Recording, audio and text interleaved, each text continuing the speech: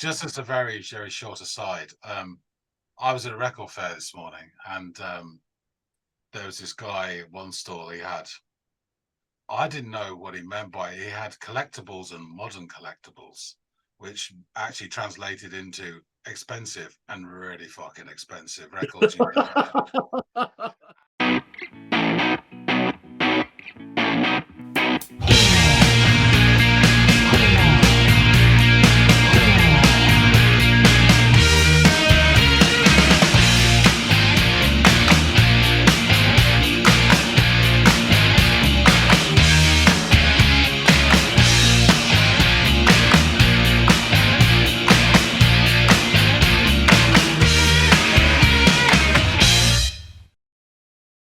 Hey, everybody, and welcome to another episode of the Audiophiles.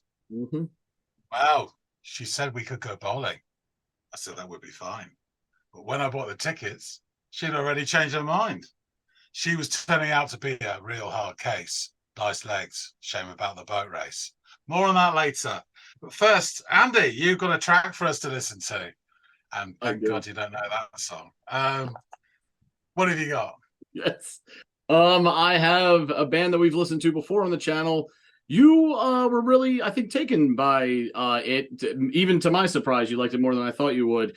And I'd said, I'm going to have to bring up another song by these guys down the road. And I believe now is the time. So we're going to revisit the Hush sound. Do you remember doing Medicine Man? Medicine Man. Whoa, yeah. Whoa. No, not a clue. Not a clue, right? Yeah. Well, luckily, I will link the reaction down below with this one, and you'll be able to remind yourself, along with anybody else that's tuning in. But this track I want you to check out is off the next album, or actually, off the preceding album, before the one that featured Medicine Man, and this track is called "Don't Wake Me Up." Okie dokie, I shall go off and give it a whirl. Okie doke.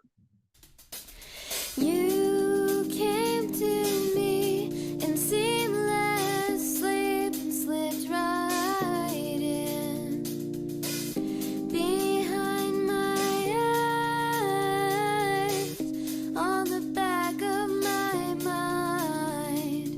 We swam a sea of pretty sights and chandelier skies. I swore I could feel you breathe. It was all so real to me. The light had slipped through the window. The morning ripped you away. Don't wake me up, I am still dreaming. The story's undone, unravel at the seams. Don't wake me up, death is misleading. And when I fall asleep, sleep with a ghost. Good place to stop. Yeah, that's quite an interesting start. Like the hi-hat and just the sort of keyboardy notes with her singing, and then the guitar with really nice heavy bass just underpinning that guitar. And then surprise, surprise, bloke's voice as well. I know they were doing like backing vocals in the previous song, but he definitely had a line or two there. And that sort of I don't know, sort of bouncy piano.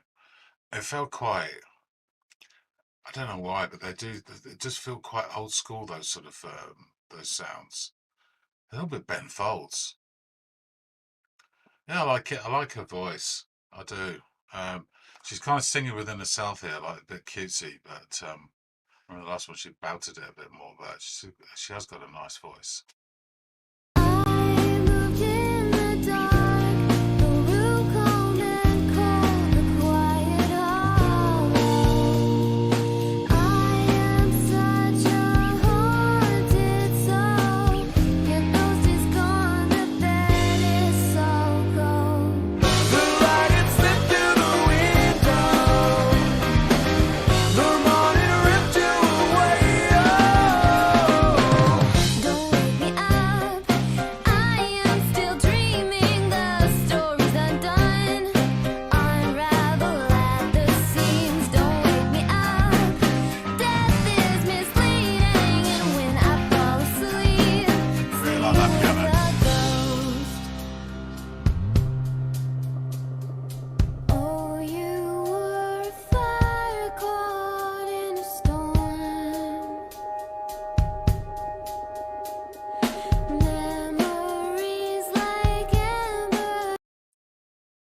hope you're listening to this in headphones. You can just hear this really faint sort of trembling guitar in the left channel. I'm just going to bring it back a few seconds, see when it.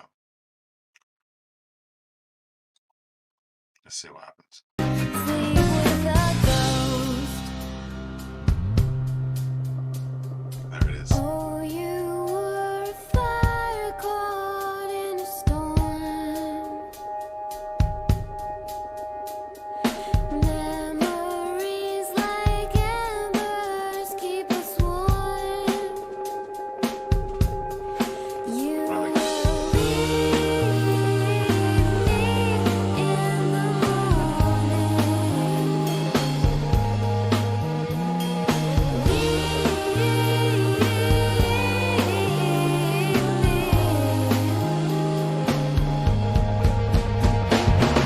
The light is slipped through the window.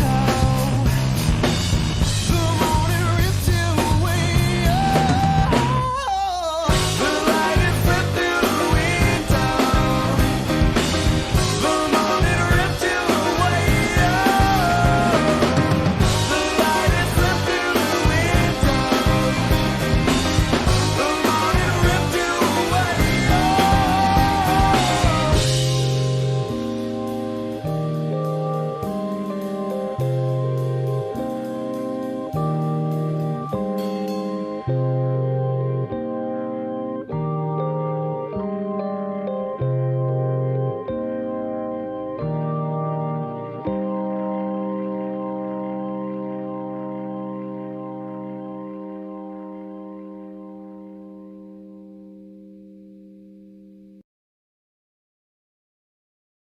Wasn't quick enough. Yeah, that was interesting. There's some nice little touches there. It's quite weird. It was a truncated sort of song with different, really different, distinct parts to it. I felt like the verses where she was singing, she was quite within herself and a bit cutesy. It was all right, but it didn't have the impact. I liked the sort of punchy chorus. The male voice does two lines. The light, it slipped through the window. The morning ripped you away, or something like that. And it got that bouncy piano, really nice and catchy. And then they did some shenanigans. I really like that trembling guitar that came in. And when they did that chorus for the last time, it was a fuzzy guitar instead of the piano, which I liked as well. And the bits with the ooh ahs were quite, again, felt like a familiar 70s song. But I can't think what it is. I'm going to have to ruminate. And of course, we're going to have to go back to Andy and talk about it. Yep, there's no other choice. All right, let's get back. Ah, It was so I. you've returned from your slumber. So, what did you make of this second go round with the Hush sound? First off, I have to say, I really like the artwork on the thumbnail, which I presume is the album cover. It is. And just as a very, very short aside, I was at a record fair this morning, and there was this guy at one stall. I didn't know what he meant by it. He had collectibles and modern collectibles, which actually translated into expensive and really fucking expensive records. And honestly, never heard of a single one on this whole of his counter. I don't know any of the bands, but he did have an album by a guy called David Bolter, who is the keyboard player in Tindersticks.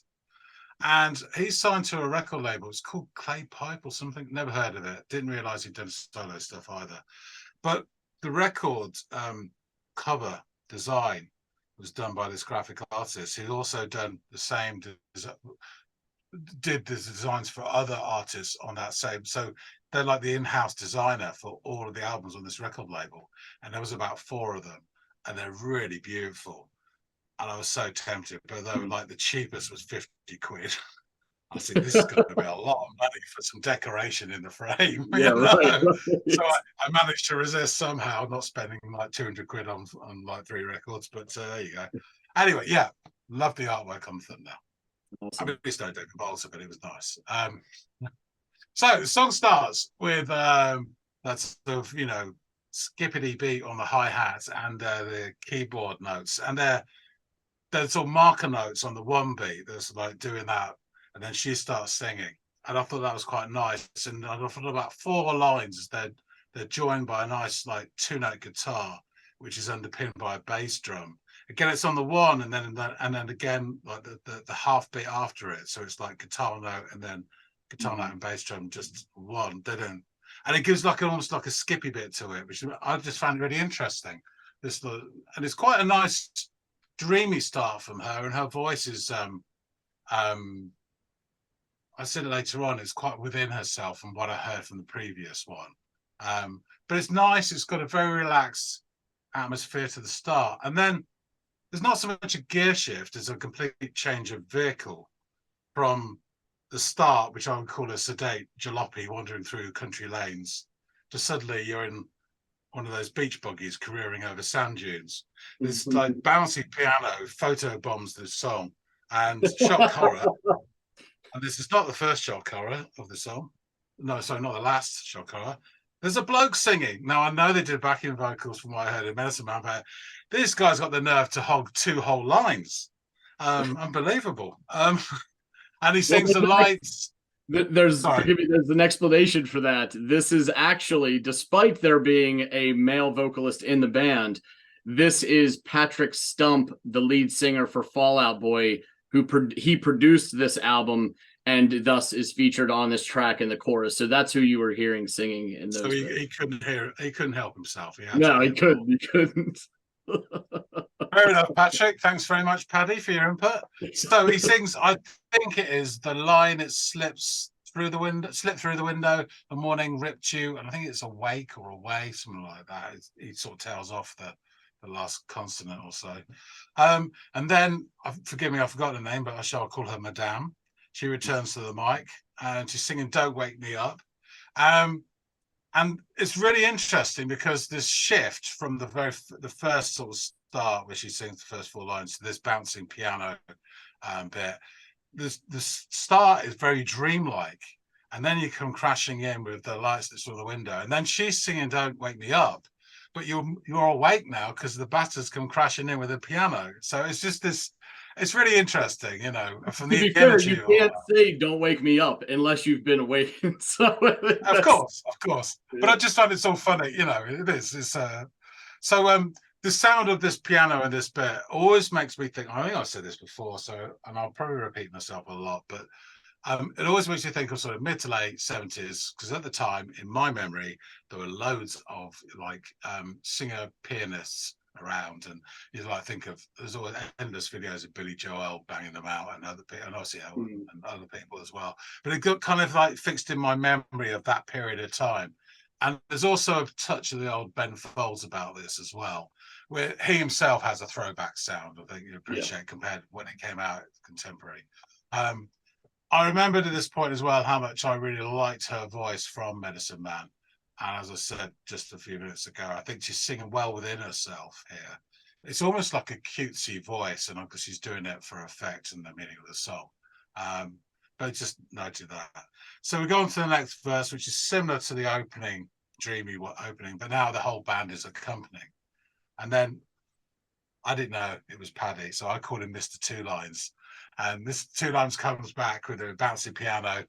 And this time, you notice things when they're repeated. I don't know if they're in the first time or if you just notice them now, because the other bits you've already noticed are still there. But I noticed the drum action this time at the end of his lines was really nice as well.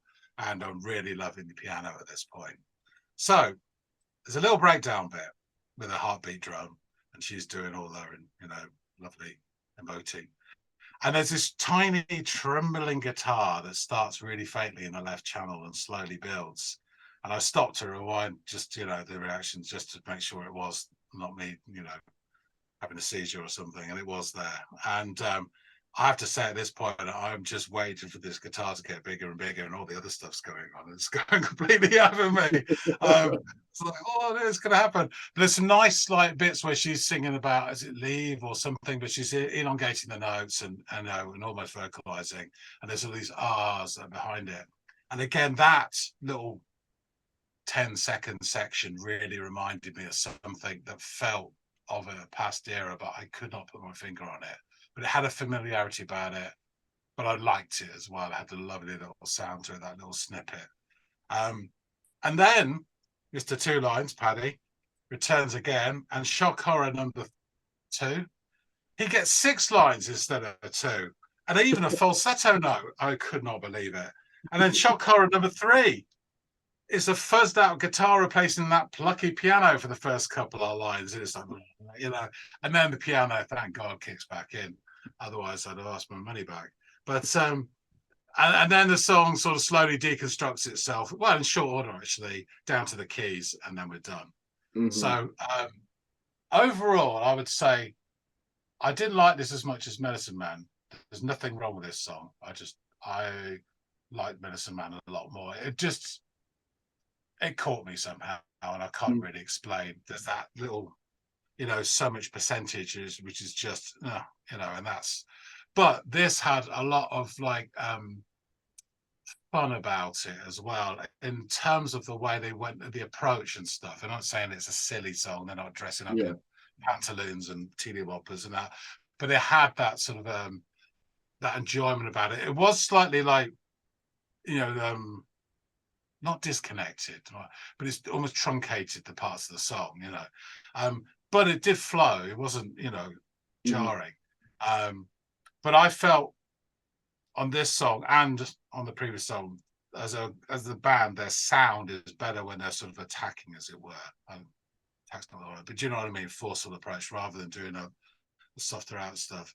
And her voice, there's nothing wrong with the voice on this, but it was fucking umping on the Medicine Man, because she really gave it some welly. So yeah, this is a good tune. I really enjoyed it. It just wasn't quite as, which is, if I not heard that one, I had nothing to compare it to, and I wouldn't be able to say it's not as good as, but it's still a decent track, and I definitely enjoyed it. Right on. I'm glad you enjoyed it. Yeah. I like the sound dynamics that they play with to kind of create the a music that complements the lyrical motif, right? Where it's like you're sleeping and then you're jarred into a state of being woke, and the dynamics of the dreamy sound to her voice during the verses versus the punchy the punchiness of the male vocal delivery in the chorus. So yeah, I wanted to bring this one to the table and see what you thought. And I knew you liked Medicine Man, so I thought, oh, this is a band worth revisiting, and I'm glad you gave this one a go. Quick recap of the band. We've got Bob Morris on vocals and guitar, Chris Fowler on bass and vocals, Darren Wilson on drums and vocals, and Greta Salpeter on vocals and piano. The track Don't Wake Me Up, it comes off their second album, which is called Like Vines, and it is preceded Goodbye Blues, which featured Medicine Man. And Like Vines was released on June 6th of 2006, and it gets its name from lyrics in one of the songs featured on the album entitled We Intertwined. It was released on Fall Out Boy's Pete Wentz's. He's the bass player from Fall Out Boy. He was the head of Decay Dance Record and Fueled by Ramen. And it was produced by also Fall Out Boy's Patrick Stump, who we talked about earlier when you were discussing your reaction to hearing the male vocals on the chorus. AbsolutePunk.net gave the album a rating of 84%, while AllMusic scored it a 3.5 out of 5. Corey Parr of the latter entity mentioned in the write-up of the album and band, the Chicago Quartet explores the pop spectrum without losing their footing or making music sound forced. After all, Lion's Roar begins with a popcorn-fueled urgency of a circus before fading out near the end to reveal a lonely and austere trumpet, and it works out quite well. The triumphant Don't Wake Me Up and Red Wine are other notable highlights on the summery, unpretentious offering that shines thanks to a confident band very much full of life. And I'll dig into the lyrics, and then I've got a little something on them as well. You came to me. Sorry, Andy, can I just say, from those reviews, I haven't heard the whole album, but I would say in terms of what they were saying, this is, you can describe it as slightly middle of the road or poppy or whatever, but what they do really well. It is accessible, but it's a lot of fun as well. It's got a great sound to it. It doesn't sound. Sometimes pop can be used, um, as in a derogatory term, and this definitely isn't. I mean, Beatles is pop, So Yeah. and it's just good stuff. Yeah, and they do enough to bring in other sounds to They've not got make it something about them. yeah, to not make it Definitely just got something so about them. plastic, right? Exactly. Yeah. So you came to me in seamless sleep and slipped right in behind my eyes on the back of my mind. We swam a sea of pretty sights and chandelier skies. I swore I could feel you breathe. It was all so real to me. The light it slipped through the window. The morning ripped you away. Oh, don't wake me up. I am still dreaming. The story's undone, unraveled at the seams. Don't wake me up. Death is misleading. And when I fall asleep, sleep with a ghost. I moved in the dark, the room calm and cold, the quiet hollow. I am such a haunted soul. Your ghost is gone. The bed is so cold. The light had slipped through the window. The morning ripped you away. Oh, don't wake me up. I am still dreaming. The story's undone, unraveled at the seams. Don't wake me up. Death is misleading. And when I fall asleep, sleep with a ghost. Oh, you are a fire caught in a storm. Memories like embers keep us warm. You will leave me in the morning. Leave me. The light had slipped through the window. The morning ripped you away. Oh, the light had slipped through the window and the morning ripped you away. Oh, the light had slipped through the window. The morning ripped you away. Oh. And in her review of the album for Music News Today, Sky Winwood wrote of this song and the album really. Like Vines is made up of a multitude of dreams, creating a landscape preferable to the real world, even in its melancholy terrain. Don't Wake Me Up continues the theme of chasing love and being cruelly ripped away from that love moments before finally catching it. The slow start of the track, drawn by Greta's beautiful vocals, conveys these comforting moments of entering a dream, but the building of instruments toward the chorus vibrates with the threat of knowing you are not in control. The sudden emergence of the chorus through heavy drums, guitar, and piercing piano, as well as a changing up of vocals, jolts Don't Wake Me Up into a different vibe that makes the song endlessly intriguing and one you will no doubt keep coming back to. Having Patrick Stump featured on the track doesn't do any harm either. So yeah, it's this idea of like missing someone who's dead, and only being able to have your dreams as sort of a conduit to them, as a way to reach out and communicate or spend time with or whatever. And the way the strong, so like as we discussed and as I've mentioned, what drew me to this song and why I wanted to bring it was how the band tinkers with the sound dynamics to portray these instances of being in that dreamscape with that memory of that person and then being pulled away, and even having the vocals be somebody else is enough to make that like this entity that startles the narrator from the verse into being awake. And it's just a interesting, cool, clever little way of writing a song anyway. And I thought you might enjoy it. I'm glad you did. Definitely. Cool. Well, guys out there in the listening audience, let us know what you think of the hush sound in this particular track. If it reminded you of anything, if you didn't like it, if you did, whatever. Comments field is there for a reason, and we love discussing this stuff with you guys and seeing you interact with one another. If you're new here, please feel free to like, share, and subscribe. We're trying to grow the channel, and we can't do that without you guys. And we really, really do appreciate that. All that out of the way, John and I will see all y'all, and hopefully some more, on the next episode of the Audiophiles. See you guys.